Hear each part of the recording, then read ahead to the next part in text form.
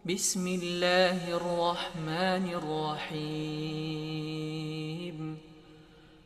عم يتساءلون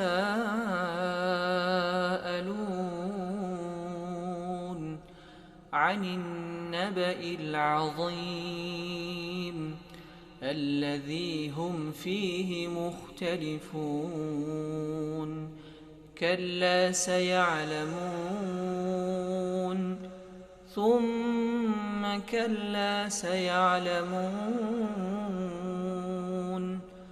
ألم نجعل الأرض مهادا والجبال أوتادا وخلقناكم أزواجا وجعلنا نومكم سباتا وجعلنا الليل لباسا وجعلنا النهار معاشا وبنينا فوقكم سبعا شدادا وجعلنا سراجا وهاجا وأنزلنا من المعصرات ماء ثجاجا لنخرج به حبا ونباتا وجنات ألفافا إن يوم الفصل كان ميقاتا يوم ينفخ في الصور فتأتون أفواجا وفتحت السماء فكانت أبوابا وسيرت الجبال فكانت سرابا إن جهنم كانت مرصادا للطاغين مآبا لابثين فيها أحقابا لا يذوقون فيها بردا ولا شرابا إلا حميما وغساقا جزاء وفاقا إنهم كانوا أيها الذين آمنوا توبوا إلى الله توبوا إلى الله توبوا إلى الله توبة نصوحا Nabiyina Muhammadin wa ala alihi wa sahbihi wa man tabi'ahum bi ihsanin ila yaumiddin. Para hadirin, ikhwah dan bapak-bapak sekalian rahimakumullah, alhamdulillah pada malam hari ini kita bisa melanjutkan kembali amal soleh kita, yaitu sama-sama mempelajari agama Allah Subhanahu wa taala, walaupun tidak bersama dengan pemateri kita yang biasanya, yaitu Ustadz kita Ustadz Muhammad Yusran Ansar, karena beliau masih dalam tugas perjalanan studi banding ke Jawa, dan mungkin diantara kita sudah banyak yang lihat video-video para asatidzah yang sudah sampai di berbagai macam perguruan tinggi di Jawa untuk mengembangkan dakwah kita di Makassar insyaallah. Tapi untuk melanjutkan amal soleh kita, tetap kita rela berkorban waktu kita sedikit antara maghrib dan isya untuk sama-sama kita mengambil faidah dari firman-firman Allah dan hadis-hadis Rasulullah Sallallahu Alaihi Wasallam. Pada malam hari ini judulnya yaitu hakikat ilmu di dalam Islam. Hakikat ilmu di dalam Islam. Mengapa kita membahas ilmu? Karena ilmu adalah sesuatu yang memuliakan. Ilmu adalah sesuatu yang memuliakan. Seorang manusia bisa menjadi mulia dari makhluk-makhluk lainnya disebabkan karena ilmu. Allah Subhanahu wa taala firmankan tentang proses penciptaan manusia pertama, yaitu Nabi Adam alaihi salam, wa 'allama Adam al-asma'a kullaha. Allah Subhanahu wa taala mengajarkan ilmu kepada Adam, nama-nama semuanya. Maka dengan itu Nabi Adam menjadi mulia. Bahkan bukan hanya manusia, hewan pun menjadi mulia jika hewan itu berilmu. Dalam surah Al-Maidah ayat keempat, Allah Subhanahu wa taala firmankan tentang hasil tangkapan anjing yang sudah dilatih ketika dia berburu. Hasil buruan anjing yang sudah dilatih, maka itu halal. Allah Subhanahu wa taala firmankan, yas'alunaka madza uhilla lahum. Mereka bertanya kepadamu wahai Muhammad, apa yang dihalalkan kepada mereka? Qul uhilla lakumut thayyibat wa ma 'allamtum minal jawarihi mukallibina tu'allimunahunna mimma 'allamakumullah. Mereka bertanya kepadamu tentang hewan yang dihalalkan, maka jawablah, hewan yang dihalalkan bagimu adalah hewan buruan yang ditangkap oleh anjing yang sudah terlatih, anjing yang berilmu. Oleh karena itu dalam buku-buku fikih, jika seekor anjing menangkap hewan buruannya sementara anjing itu bukan anjing terlatih, maka hewan buruan itu tidak halal. Tapi karena berilmunya anjing yang sudah dilatih, maka hasil tangkapannya itu halal dengan syarat kita lepas baca bismillah. Lepas itu anjing yang sudah terlatih, baca bismillah, dia tangkap hewan buruan, pasti dia gigit, mungkin di bagian leher, maka bagian gigitan anjing itu kita basuh, cuci 7 kali dengan tanah, kemudian 1 kali dengan air. Nah, disebabkan karena ilmu, maka Allah Subhanahu wa taala memuliakan seekor hewan yang mungkin di tengah-tengah kita memandang itu hewan yang kotor, yaitu anjing. Begitu juga Allah Subhanahu wa taala memuliakan dengan ilmu seekor burung yang bernama hudhud dalam surah An-Naml dari ayat 20 sampai berikutnya. Allah Subhanahu wa taala firmankan ketika Nabi Sulaiman alaihi salam mencari bala tentaranya, dan di antara bala tentara Nabi Sulaiman adalah hewan-hewan. Pas diperiksa para hewan-hewan dari kalangan unggas, ternyata seekor burung hudhud tidak ada. Wa tafaqqadat tayra wa qala ma liya la aral hudhuda am kana minal ghaibin. Kenapa saya tidak lihat burung hudhud di tengah-tengah kita? Apakah dia alpa hari ini? Ternyata ketika itu ceritanya burung hudhud terbang dari Palestina, Baitul Maqdis, sampai di Yaman, di sebuah kerajaan yang dipimpin oleh seorang ratu perempuan, yaitu Ratu Balqis namanya.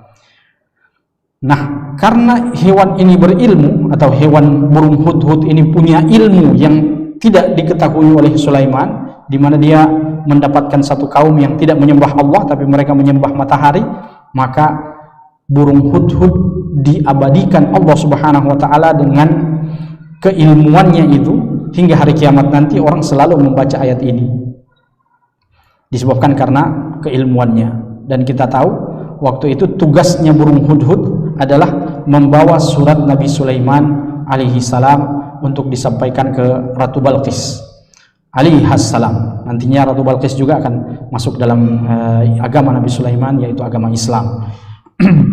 Tugas ini ayuhal ikhwah, kalau di Indonesia kita, tugas delegasi antar negara ini dari Baitul Maqdis ke Yaman itu sudah antar negara, sudah beberapa negara yang dilewati kalau sekarang. Ini delegasi antar negara.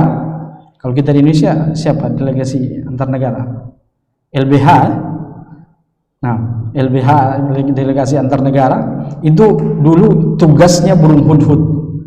Disebabkan karena keilmuannya, maka dia diberikan jabatan dan tugas yang sangat terhormat seperti itu. Nah, inilah beberapa keunggulan dan kemuliaan manusia atau hewan-hewan jika mereka memiliki ilmu. Maka ilmu adalah sesuatu hal yang sangat mulia jika seseorang memilikinya. Imam Al-Bukhari rahmatullah alaihi, Muhammad bin Ismail Al-Bukhari, beliau menuliskan dalam kitab Sahih Al-Bukhari, kitab yang paling sahih setelah Al-Quranul Karim. Bab pertama adalah Kitabu Bad'il Wahyi, bab kedua adalah Kitabul Iman, dan bab yang ketiga adalah Kitabul Ilmi. Setelah wahyu, iman, setelah iman langsung Kitabul Ilmi, kitab tentang pentingnya berilmu. Ada sebuah bab di dalam kitabul ilmi itu, babul ilmi qabla al-qawli wal amal. Pentingnya berilmu sebelum berkata dan beramal. Ini menunjukkan bahwasanya ilmu adalah sesuatu yang penting dalam kehidupan kita.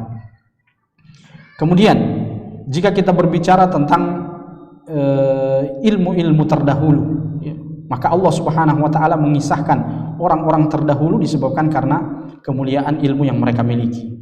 Mesir kuno, Yunani kuno, Romawi kuno, mereka dikenal disebabkan karena ilmu-ilmu yang mereka miliki. Katakanlah ilmu teknik arsitek. Ilmu teknik arsitek yang dimiliki oleh Mesir kuno mungkin belum bisa dipecahkan rahasianya hingga di zaman kita sekarang. Mereka bisa membangun piramida, bisa membangun kuil-kuil yang mana campurannya tidak sama dengan semennya kita hari ini.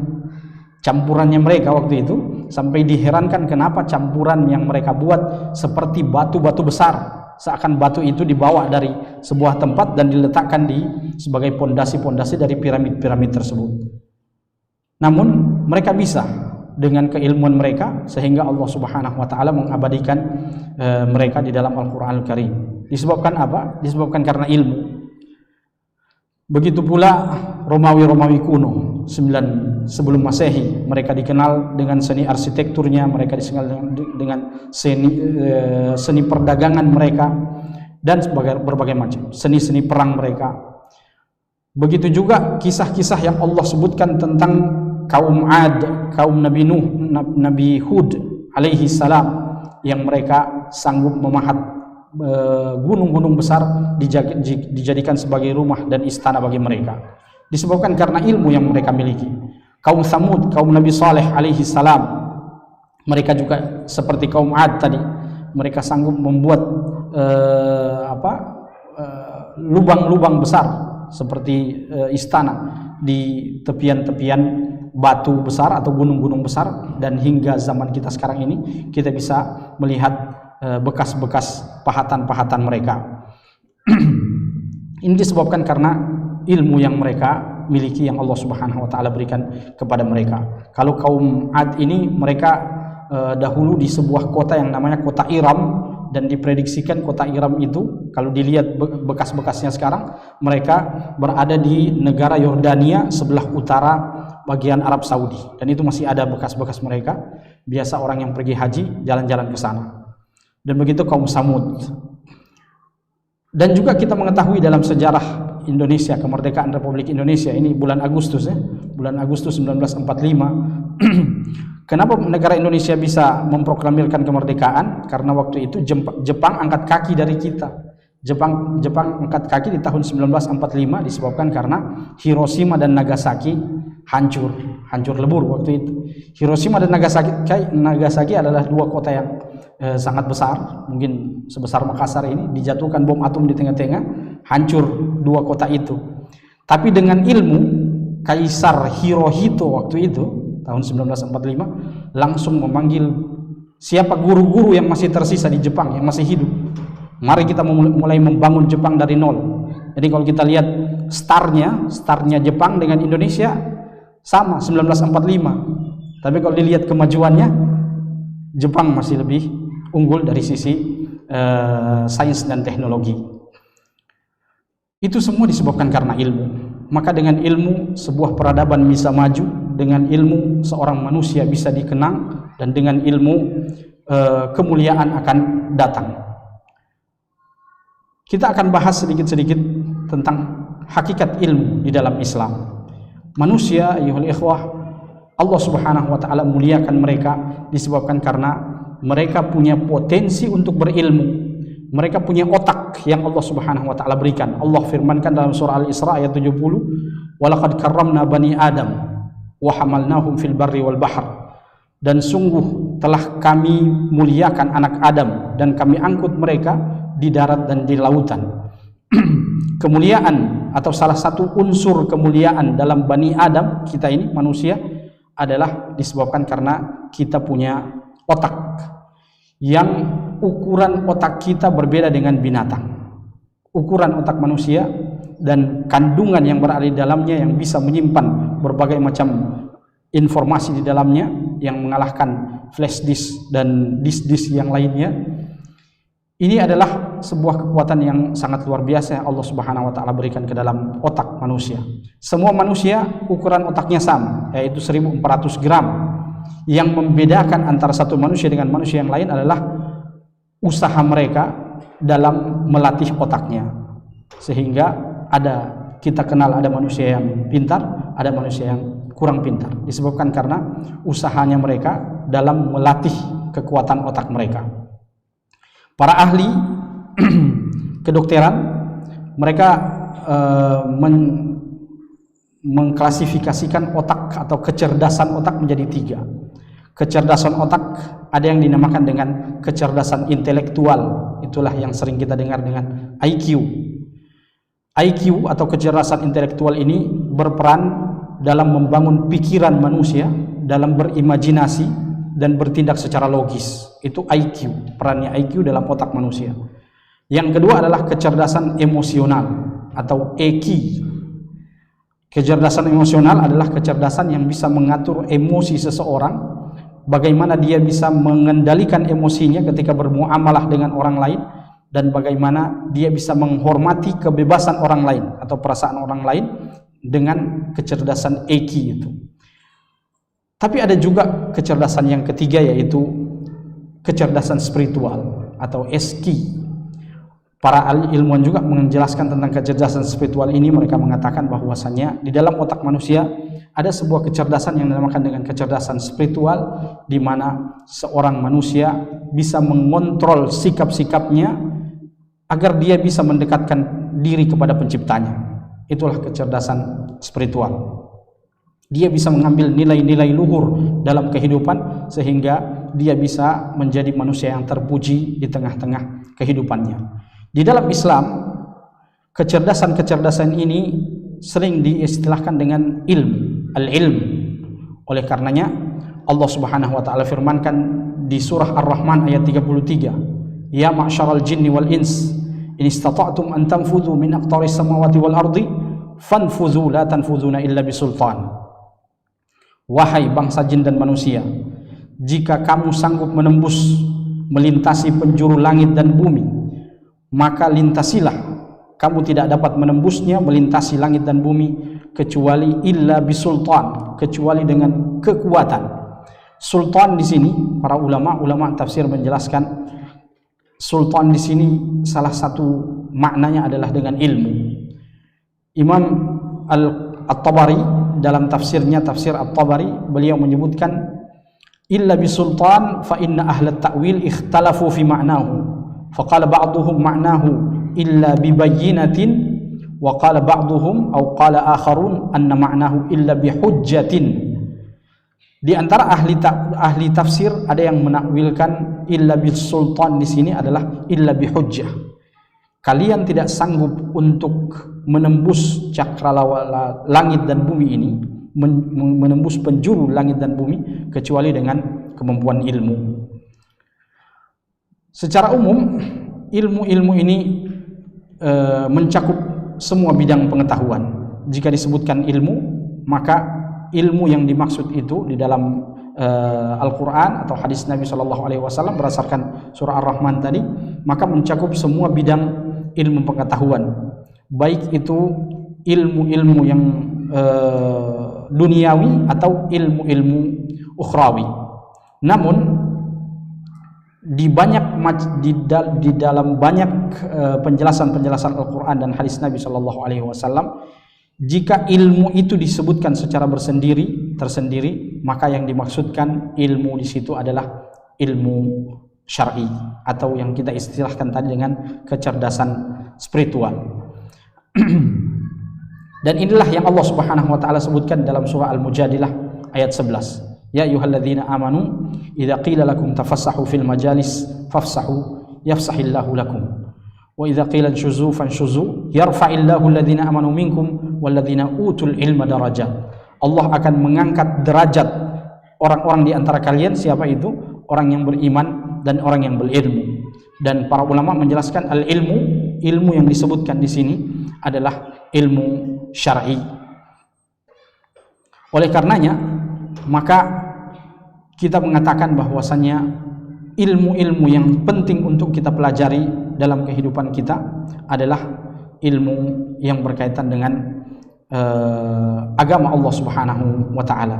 Ilmu-ilmu syar'i yang perlu untuk kita pahami dan hayati dalam kehidupan kita agar kita menjadi hamba-hamba Allah Subhanahu wa taala yang cerdas dalam menghadapi kehidupan. Mengapa demikian? Hal itu sangat penting bagi kita pelajari disebabkan karena banyak orang-orang terdahulu yang kita sebutkan tadi di muqaddimah, mereka jika dilihat secara ilmu duniawi mereka cerdas.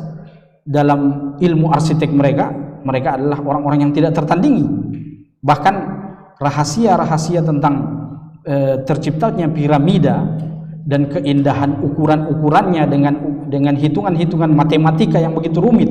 Para ilmuwan telah menjelaskan itu dengan hitungan matematika yang sangat amat rumit, pembuatan piramida itu. Tapi mereka adalah orang-orang yang dicela oleh Allah Subhanahu wa taala dalam Al-Qur'anul Karim. Allah Subhanahu wa taala firmankan tentang kaum-kaum yang terdahulu itu dalam surah Al-Fajr yang selalu kita baca dan kita dengarkan. Alam tara kaifa fa'ala rabbuka bi'ad irama dzatil imad. Tidakkah engkau perhatikan bagaimana Allah Subhanahu wa taala perlakukan kaum Ad, kaum Nabi Hud tadi. Irama dzatil imad, yaitu penduduk kaum Iram yang memiliki tiang-tiang yang kokoh, bangunan-bangunan yang tinggi. Allati lam yukhlaq mithluha fil bilad, yang belum pernah dibuat oleh manusia sebelum mereka, bahkan setelah mereka belum ada arsitek yang seperti itu, yang keindahan mereka bisa disaksikan hingga puluhan ribu tahun yang lalu hingga sekarang masih bisa kita lihat hasil-hasil buatan arsitek mereka. Allah lanjut, wa thamud alladzina jabu sakhra bil wad, dan Samud yang mereka dapat memahat batu-batu besar hingga menjadikan dia seperti istana. Fa aktsaru fihal fasad, lalu mereka banyak membuat kerusakan di tengah-tengah umat mereka. Wa fir'auna dzil autad, Allah sebutkan juga tentang Fir'aun. Wa fir'auna dzil autad alladzina taghaw fil bilad, dan juga Fir'aun yang memiliki piramida. Al-autad di situ diterjemahkan piramida. Wa fir'auna dzil autad alladzina taghaw fil bilad, yang mereka melampaui batas di negeri mereka. Fa aktsaru fihal fasad, maka mereka membuat banyak kerusakan di tengah-tengah mereka. Pertanyaannya, tadi Allah Subhanahu wa taala sebutkan tentang capaian-capaian mereka dalam ilmu arsiteknya. Capaian-capaian yang mereka buat bisa disaksikan sampai manusia hingga zaman kita sekarang ini. Tapi setelah itu Allah bilang mereka membuat kerusakan. Fa aktsaru fihal fasad. Apakah membangun sebuah tata kota yang begitu indah yang dapat disaksikan hingga zaman kita sekarang ini adalah kerusakan? Jawabannya, itu adalah satu sisi ilmu, yaitu kecerdasan secara intelektual. Tapi mereka secara spiritual mereka tidak menyembah Allah Subhanahu wa taala. Mereka enggan untuk menyembah Allah Subhanahu wa taala. Secara spiritual mereka tidak cerdas, intelektual cerdas. Maka itu yang tadi kita katakan, ilmu secara berilmu yang cerdas secara intelektual tapi tidak didukung dengan kecerdasan spiritual, intelektual tapi tidak didukung spiritual, maka itulah ilmu yang tidak bermanfaat, ilmu yang hanya akan membawa kerusakan di muka bumi. Ilmu yang tadi Allah sebutkan, mereka cerdas, mereka bisa mencapai ini, tapi aktsaru fihal fasad, mereka membuat kerusakan. Kerusakan yang Allah Subhanahu wa taala sebut di sini adalah kerusakan moral dan kerusakan spiritual di tengah-tengah umat mereka. Oleh karenanya, jika kita menelisik sejarah Fir'aun, maka kita bisa melihat betapa banyak bukti-bukti berbahayanya kecerdasan intelektual tapi tidak didukung dengan kecerdasan spiritual. Allah Subhanahu wa taala firmankan tentang Fir'aun yang begitu angkuh, congkak dan sombong, sampai-sampai dia melihat kekuasaan dan kerajaannya adalah kekuasaan yang tiada tandingannya, sehingga dia mengatakan fahasyara fanada, dia mengumpulkan rakyatnya, lalu dia mengeluarkan sebuah keputusan presiden, kepres. Fanada faqala ana rabbukumul a'la, sekarang sembah saya, sayalah Tuhan kalian yang paling tinggi. Waliyadzubillah, karena kecongkakan. di satu sisi dia cerdas secara intelektual, dia punya seorang ahli arsitek yang bernama Haman, tapi di sisi yang lain dia tidak cerdas secara spiritual. Maka disebabkan karena kecongkakan Fir'aun itu, Allah Subhanahu wa taala mengatakan fa akhadahu Allahu nakalal akhirati wal ula. Maka Allah Subhanahu wa taala menyiksa dia dengan siksaan al-akhirah di akhirat, wal ula dan di dunia. Al-ula maksudnya siksaan di dunia, yaitu tenggelamnya Fir'aun di Laut Merah. Kemudian kita juga melihat kecongkakan Fir'aun laknatullah alaihi. 9 tanda-tanda kerasulan Musa alaihi salam, tapi tidak diindahkan oleh Fir'aun. Padahal Allah Subhanahu wa taala telah memberikan mukjizat-mukjizat yang luar biasa kepada Musa alaihi salam, tapi yang dilakukan oleh Fir'aun dan menteri-menterinya serta bala tentaranya atau pengikut-pengikutnya adalah memfitnah Musa sebagai tukang sihir. Dan ini yang selalu terulang dalam sejarah-sejarah kehidupan manusia. Jika seorang penguasa zalim telah menguasai sebuah negeri, maka orang-orang baik akan menjadi sasaran-sasaran fitnah mereka. Seperti yang Allah Subhanahu wa taala sebutkan dalam surah Al-Isra ayat 101. Walaqad ataina Musa 9 ayatin bayyinat. Sungguh kami telah memberikan kepada Musa 9 tanda-tanda kekuasaan kami, maksudnya 9 mukjizat yang Allah berikan kepada Musa. Fas'al Bani Israel irja'ahum, maka tanyakan kepada Bani Israel ketika Musa datang kepada mereka. Faqala lahu Fir'aun, tapi Fir'aun sebagai penguasa waktu itu, dia memfitnah Musa. Inni la adhunnuka ya Musa mashura. Saya melihat engkau wahai Musa, kau ini orang kerasukan kayaknya. Jadi difitnah, dijatuhkan nama baik Musa alaihissalam agar supaya dakwah Musa tidak diindahkan oleh kaumnya. Wal iyadu billah. 9 mukjizat itu banyak Allah Subhanahu wa taala sebutkan di dalam Al-Qur'anul Karim, yaitu seperti bercahayanya tangan Nabi Musa alaihissalam. Nabi Musa bisa memukulkan tongkatnya ke batu lalu berpancar mata air dan sebagainya. Nabi Musa memukulkan tongkatnya, melemparkan tongkatnya lalu tongkatnya menjadi ular besar dan memakan sihir-sihir para penyihir, sehingga para penyihir waktu itu langsung beriman kepada Musa. Tapi Fir'aun dengan kecongkakannya, dia tidak mengindahkan 9 tanda-tanda kebesaran Allah Subhanahu wa taala. Di antara 9 tanda-tanda kebesaran itu, Allah Subhanahu wa taala firmankan dalam surah Al-A'raf 133. Allah firmankan tentang tanda-tanda kebesaran Allah Subhanahu wa taala ketika Musa diutus kepada Fir'aun. Fa arsalna alaihim kami kirimkan kepada mereka bala bencana, at-tufana wal jarada wal qummala wad dhafadi'a wad dama ayatin mufassalatin fastakbaru wa kanu qauman mujrimin. Kami timpakan kepada mereka bala bencana berupa angin topan. Angin topan ini disebutkan dalam sejarah dia bertiup dalam hari yang lama, dalam beberapa bulan. Tapi semua itu tidak diindahkan oleh Fir'aun. Bahkan Fir'aun utus seorang utusan kepada Musa. Ini disebutkan di ayat selanjutnya. Walamma waqa'a alaihim rijzu qalu ya Musa ud'u lana rabbak. Dia utus satu menterinya, coba minta kepada Musa supaya dia minta sama Tuhan, hentikan ini angin topan yang sudah lama ini. Lalu Nabi Musa bilang, bagaimana kalau Allah hentikan ini angin topan? Kalian beriman? Mereka mengatakan, iya, kami janji kami akan beriman. Lanu'minanna laka wa lanursinanna ma'aka Bani Israel. Kami akan beriman kepadamu dan kami akan melepaskan Bani Israel bersama denganmu. Tapi setelah angin topan itu hilang, Nabi Musa berdoa tentunya, angin topan itu hilang, ternyata mereka kembali kepada kekufuran mereka, wasfastakbaru, mereka ingkar, congkak dengan apa yang mereka miliki. Disebabkan karena cerdas secara intelektual tapi tidak cerdas secara spiritual. Kemudian setelah tofan berlalu, Allah kirimkan kepada mereka wabah belalang. Belalang kita tahu kalau orang-orang di kampung, kalau sudah ada belalang berarti pasti panen akan gagal. Panen kelapa atau kita panen jagung atau apa pasti akan gagal. Dan waktu itu gagal panen total terjadi di Mesir. Bahkan belalang-belalang itu sampai masuk di dalam kerajaan-kerajaan Mesir. Raja-raja dan menteri-menterinya semua diserang oleh belalang. Tapi saking banyaknya belalang di tengah-tengah mereka, mereka tidak mengindahkan itu. Yang mereka lakukan seperti tadi, utus satu orang kepada Musa, Musa doakan kita supaya ini wabah belalang hilang. tapi setelah Musa berdoa mereka kembali kepada kecongkakan mereka. Berikutnya Allah kirim lagi wal qummal, kutu, wabah kutu merajalela di tengah-tengah kota Mesir. Tapi begitu lagi mereka kirim utusan kepada Musa, Musa doakan tapi tidak beriman juga. Wadhafadi, wabah katak juga waktu itu disebutkan bahwasanya begitu banyaknya katak sampai mereka tidak bisa tidur. Karena katak mereka akan bernyanyi di tengah malam. Waktunya katak bernyanyi yaitu ketika orang asik tidur. Tapi karena saking banyaknya itu katak, sampai di dalam kamar-kamar orang-orang Mesir itu katak ratusan di atas lantai. Tidak bisa orang tidur.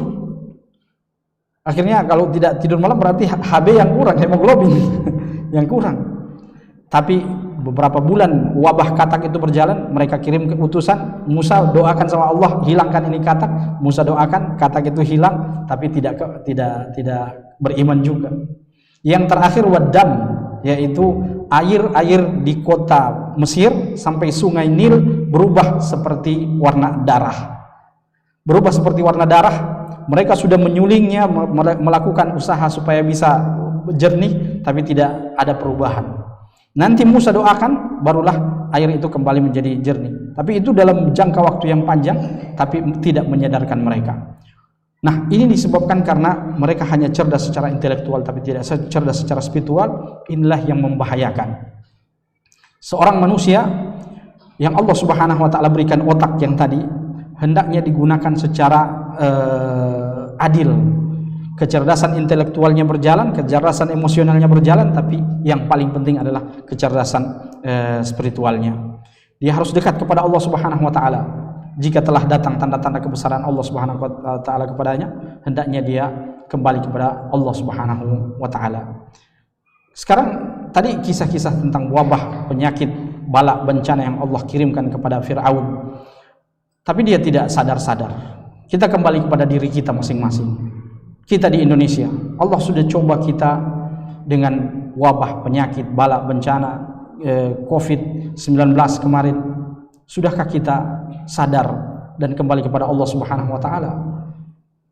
Atau kita seperti Fir'aun, setelah berlalunya satu musibah, kita kembali bermaksiat kepada Allah Subhanahu wa Ta'ala. Waliyadzubillah. Bencana-bencana besar yang masih bisa kita lihat di HP kita sekarang. Tahun 2004 Aceh, tsunami Aceh yang menelan korban puluhan ribu manusia. Sudahkah itu menjadi pelajaran bagi kita?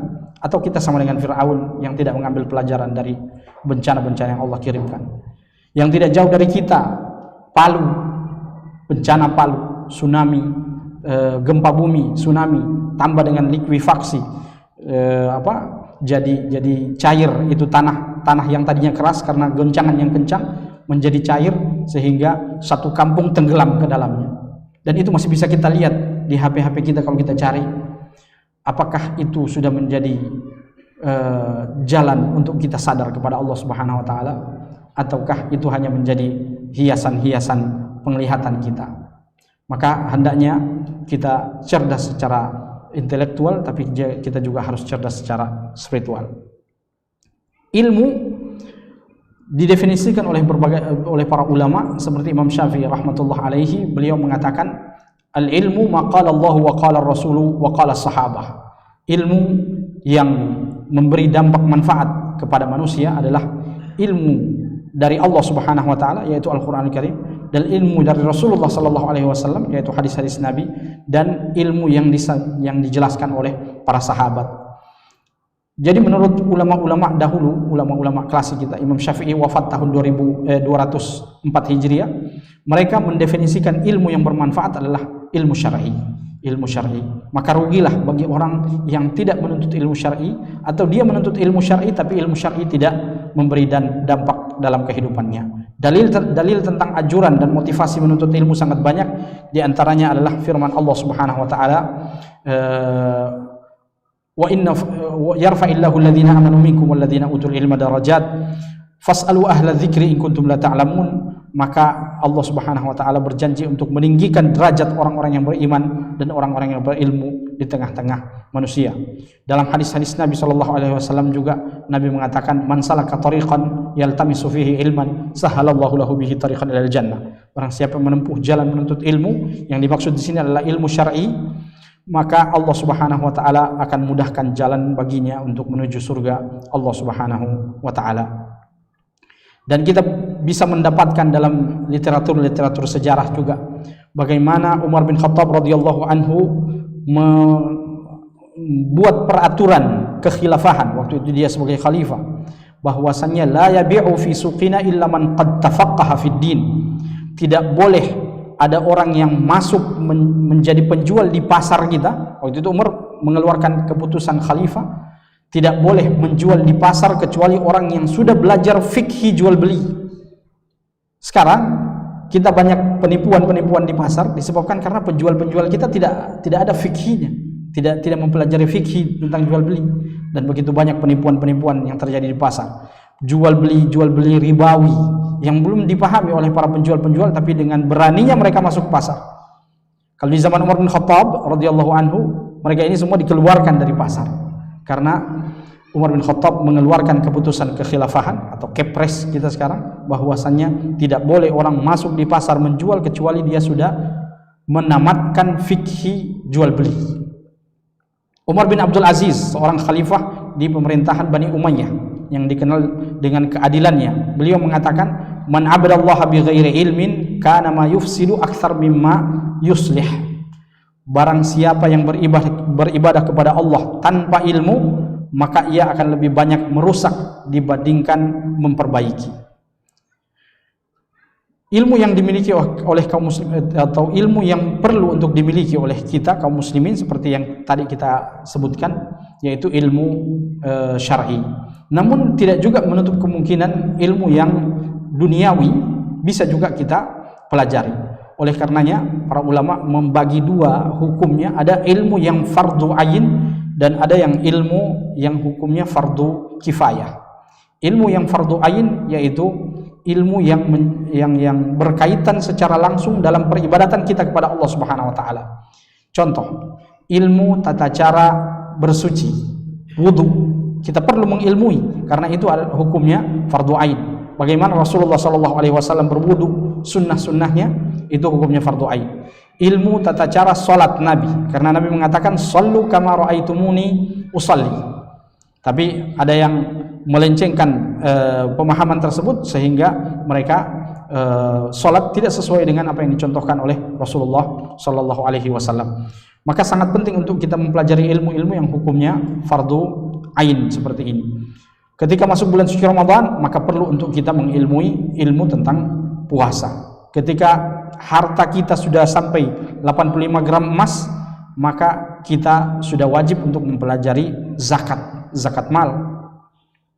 Ketika harta kita sudah mencukupi kebutuhan kita dan keluarga kita, maka kita harus mempelajari hukum-hukum tentang berhaji. Adapun ilmu fardu kifayah, maka ini adalah ilmu-ilmu yang duniawi seperti ilmu-ilmu kedokteran, ilmu kimia, fisika dan sebagainya, ilmu teknik, filsafat. Hukumnya fardu kifayah. Jika sudah ada kaum muslimin yang mempelajarinya, maka kewajibannya sudah jatuh dari kaum muslimin yang lain. Jika sudah ada kaum muslimin yang fokus di bidang ilmu-ilmu seperti itu, mereka menjadi dokter, mereka menjadi ahli-ahli astronomi, kimia, fisika dan sebagainya, maka mereka hendaknya berperan di bidang-bidang mereka masing-masing untuk memperbaiki atau menyebarkan kebaikan di tengah-tengah umat mereka. Jika kita fokus di bidang ilmu ekonomi, maka marilah kita menjadi sarjanawan yang dapat merubah atau dapat memperbaiki ekonomi Indonesia kita. Jika kita masuk di bidang kedokteran, maka hendaknya kita menjadi dokter-dokter yang tidak berbisnis dalam kedokterannya, karena sudah banyak orang yang ilmu dalam bidang pendidikan tapi mereka berbisnis dalam pendidikan mereka menjual, misalnya membuka sekolah dengan biaya yang begitu mahal, lalu mereka juga yang menjual seragam, tapi seragamnya juga dengan harga yang begitu mahal. Ini sudah memperbisnis pendidikan. Juga ilmu kedokteran, yang dulunya dokter ini dikenal dengan tabib, mereka membantu manusia dengan seikhlas hatinya. Tapi di dunia kita sekarang sudah berubah, di mana fakultas-fakultas kedokteran begitu mahal dimasuki, sehingga yang ada di dalam otak para mahasiswa yang masuk dengan biaya yang begitu mahal, mereka ingin meraup keuntungan dari ilmu kedokteran mereka. Waliyadzubillah, sudah berbisnis dengan ilmu tersebut. Maka ini yang perlu untuk kita perbaiki dalam kehidupan kita. Kemudian dalam Islam mempelajari ilmu sudah ditekankan sejak kita masih kecil. Bahkan Ali bin Abi Thalib radhiyallahu anhu ketika menafsirkan firman Allah Subhanahu wa taala, ya ayyuhalladzina amanu qu anfusakum wa ahlikum nara, wahai orang beriman, jagalah diri kalian dan keluarga kalian dari api neraka. Ali bin Abi Thalib mengatakan, selamatkanlah diri kalian dan keluarga kalian, caranya adalah dengan mendidik mereka, allimuhum wa addibuhum. Ini disebutkan oleh Imam Ibnu Katsir dalam tafsirnya, ajarkanlah mereka adab dan ajarkanlah mereka ilmu. Bahkan sebelum lahirnya seorang anak, kita juga sudah dianjurkan untuk berdoa kepada Allah Subhanahu wa taala untuk meminta anak yang baik. Walladzina yaquluna rabbana hab lana min azwajina wa dzurriyyatina qurrata a'yun waj'alna lil muttaqina imama. Nabi Zakaria punya doa, Rabbi habli minas salihin. Ya Allah, berikanlah saya anak. Waktu itu belum lahir Nabi Yahya. Berikanlah kepadaku keturunan dari orang-orang yang saleh. Kemudian setelah lahirnya itu anak, tadi sebelum lahir, sekarang sudah lahirnya itu anak, kita juga diperintahkan untuk mengajarkan ilmu-ilmu syar'i terlebih dahulu sebelum ilmu duniawi. Allah Subhanahu wa taala firmankan di surah Thaha ayat ke-32, 132, wa'mur ahlaka bis-shalati wastabir 'alaiha. Perintahkanlah keluargamu, istri dan anak-anakmu untuk salat dan bersabarlah di atasnya. Kemudian kita ambil saja bagian terakhirnya. Bagaimana kita bisa mendapatkan ilmu yang bermanfaat? Seperti tadi, ilmu-ilmu duniawi, ilmu-ilmu ukhrawi bisa menjadi bumerang dalam kehidupan kita, seperti yang dilakukan oleh Fir'aun. Dia mengilmui tentang ilmu duniawi, tapi dia kufur terhadap nikmat Allah Subhanahu wa taala. Tapi dia juga bisa menjadi ilmu yang bermanfaat dalam kehidupan kita. Bagaimana ilmu yang bermanfaat dalam kehidupan kita? Apakah ilmu yang bermanfaat itu? Pertama, ilmu yang bermanfaat inilah yang Allah Subhanahu wa taala firmankan di dalam Al-Qur'an untuk memerintahkan kepada Nabi Muhammad sallallahu alaihi wasallam untuk memintanya. Rabbi zidni ilman. Surah Thaha 113. Rabbi zidni ilman, ya Allah, tambahkanlah kepadaku ilmu.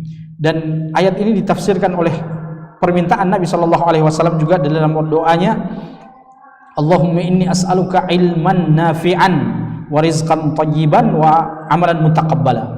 Ya Allah, aku memohon kepadamu ilmu yang bermanfaat, rizki yang baik, dan amalan yang diterima. Jadi ilmu yang ditekankan kepada kita adalah ilmu yang bermanfaat. Bagaimana ilmu itu bisa mengandung manfaat dalam kehidupan kita? Ilmu itu bisa memberi manfaat kepada kita jika ilmu itu diamalkan. Dalam syair Arab, mereka mengatakan, al-ilmu bila amalin kasyajari bila thamarin. Ilmu tanpa amal bagaikan pohon yang tidak berbuah. Pohon jika dia tidak berbuah, maka tidak ada yang bisa dinikmati darinya kecuali hanya bisa bernaung di bawahnya. Dia bisa bernaung di bawahnya, tapi untuk menikmati buahnya maka tidak ada buah dari ilmu tersebut. Mu'adz bin Jabal berkata, al-ilmu imamul amal wal amal tabi'uhu. Ilmu itu adalah imam atau pemimpin bagi amalan, dan amalan adalah hasil dari ilmu tersebut. Maka dengan demikian kita katakan bahwasanya ilmu yang bermanfaat adalah ilmu yang kita amalkan. Ilmu yang bermanfaat adalah ilmu yang kita amalkan, dan pengamalan terhadap ilmu itu terkait dengan dua hal, yaitu pengamalan terhadap ilmu yang kaitannya dengan Allah Subhanahu wa taala, dan yang kedua adalah pengamalan dengan ilmu yang kaitannya dengan makhluk selain Allah Subhanahu wa taala. Jika ilmu kita bermanfaat, maka akan terlihat bekas-bekasnya dalam ibadah kita kepada Allah Subhanahu wa taala. Jika ilmu kita bermanfaat, maka kita akan terlihat di samping solat wajib kita, juga solat sunnah kita bertambah. Di samping ibadah kita yang wajib, juga ibadah kita yang sunnah bertambah di sisi Allah Subhanahu wa taala. Apakah ibadah itu dilihat oleh manusia seperti solat jamaah di masjid, atau ibadah yang tidak dilihat oleh manusia seperti solat lail yang kita lakukan di rumah kita masing-masing, atau sampai ibadah yang tidak diketahui oleh orang yang terdekat dari kita seperti istri kita. Banyak para ulama yang ketika keluar pagi dia mau pergi kerja, istrinya titip makanan sama dia ambil itu makanan, dia bawa di tempat kerjanya, ternyata sampai di tempat kerja dia bagikan kepada fakir miskin karena dia sedang puasa. Istrinya tidak tahu dia puasa. Nanti pulang di rumah sore hampir maghrib baru dia makan. Istrinya tahu tadi dia tidak puasa. Ternyata itu adalah amalan-amalan soleh yang dia sembunyikan, sampai orang terdekat dalam keluarganya pun tidak tahu dia beramal soleh. Itulah bukti ilmu yang bermanfaat. Dia lebih dekat kepada Allah Subhanahu wa taala sampai dia memiliki amalan-amalan yang tidak diketahui oleh manusia-manusia yang lainnya. Kemudian yang kedua adalah ilmu yang diamalkan yang kaitannya dengan sesama manusia, yaitu bertambahnya ilmu kita, hendaknya juga bertambahnya kasih sayang kita kepada sesama manusia dan makhluk Allah Subhanahu wa taala yang lainnya. Bertambahnya ilmu kita, hendaknya bertambah pula kejujuran kita dalam bekerja. Bertambahnya ilmu kita, bertambah pula sukanya kita berbuat baik kepada orang lain dan menghindarnya kita dari berbuat buruk kepada orang lain. Oleh karenanya kita bisa melihat dari orang-orang yang ilmunya bermanfaat dalam kehidupannya, rasa cintanya kepada orang tuanya lebih bertambah dibandingkan dengan sebelum dia berilmu. Rasa cintanya dia kepada istrinya lebih bertambah dibandingkan dengan sebelum dia berilmu. Kasih sayang yang dia berikan kepada anak-anaknya, yang dia berbagi kerja bersama istrinya, di mana ketika istrinya lelah maka dia yang mengambil anak-anaknya, maka itu semua adalah athar al-ilm atau dampak dari ilmu yang dia miliki dalam kehidupannya. Jika kita berilmu dan ilmu kita bermanfaat, maka akan terlihat dalam kehidupan kita insyaallah taala. Ini mungkin yang bisa kita sampaikan pada malam hari ini. Mudah-mudahan ada manfaatnya. Kita berdoa kepada Allah Subhanahu wa taala, mudah-mudahan kita dimudahkan untuk berilmu dan mengamalkan ilmu yang kita miliki. Kita tutup dengan doa kafaratul majlis. Subhanakallahumma wa bihamdika asyhadu an la ilaha illa anta astaghfiruka wa atubu ilaik. Assalamualaikum warahmatullahi wabarakatuh. Salah satu karunia yang sangat besar bagi umat manusia di zaman ini adalah teknologi media telekomunikasi yang sangat canggih, yang memudahkan kehidupan kita, memudahkan untuk kita berkomunikasi, berinteraksi satu sama lainnya, sehingga teman dan sanak keluarga di ujung dunia sekalipun dapat kita pantau. Dan tentu masih banyak lagi manfaatnya, termasuk untuk menjalankan fungsi kita sebagai khalifah di muka bumi, memakmurkan bumi ini, dan juga fungsi sebagai orang beriman, menyebarkan kebaikan, menegakkan keadilan, kebenaran, dan mencegah kemungkaran. Mari gunakan dengan sebaik-baiknya, dan jangan sampai nikmat ini justru menjadi musibah bagi kita ketika kita lalai dalam menggunakan media ini. Maka dari itu perlu pencerahan. Hadirilah, insya Allah akan banyak manfaat sehingga kita tidak lalai dengan nikmat Allah Subhanahu wa taala. Wassalamualaikum warahmatullahi wabarakatuh.